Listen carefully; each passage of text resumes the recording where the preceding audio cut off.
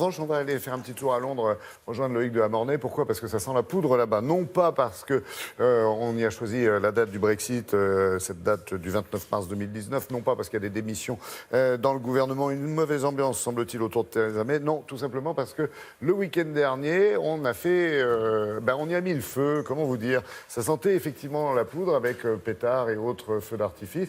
Ça fait 4 siècles que ça dure, Loïc, hein, l'histoire.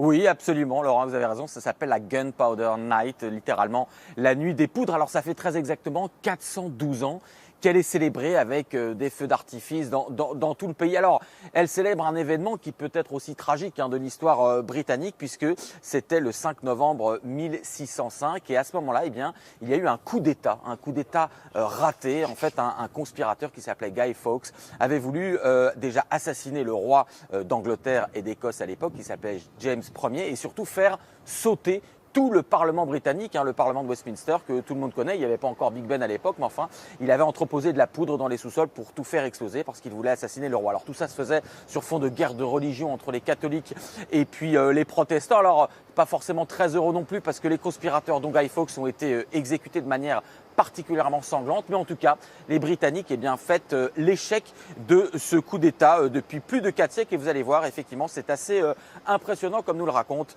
Laura Calmus. C'est une tradition qui dure très exactement depuis 412 ans. Célébrer Bonfire le premier week-end de novembre. Les Britanniques s'en mettent plein la vue avec des feux d'artifice à travers tout le pays. Au bord de la route, au coin d'une rue, les passants s'arrêtent souvent à l'improviste pour admirer le spectacle. Des feux d'artifice, mais aussi des défilés pour commémorer la conspiration des poudres. Le 5 novembre 1605, Guy Fawkes, un conspirateur catholique, veut assassiner le roi James Ier protestant. Il s'apprête à faire exploser le Parlement. 36 barils de poudre sont retrouvés sous la Chambre des communes. Arrêté in extremis, Guy Fawkes sera torturé, traîné par des chevaux puis pendu. Et pour commémorer l'événement, la ville de Edenbridge, au sud de Londres, a décidé d'actualiser la tradition en brûlant à vif la personnalité la plus impopulaire de l'année.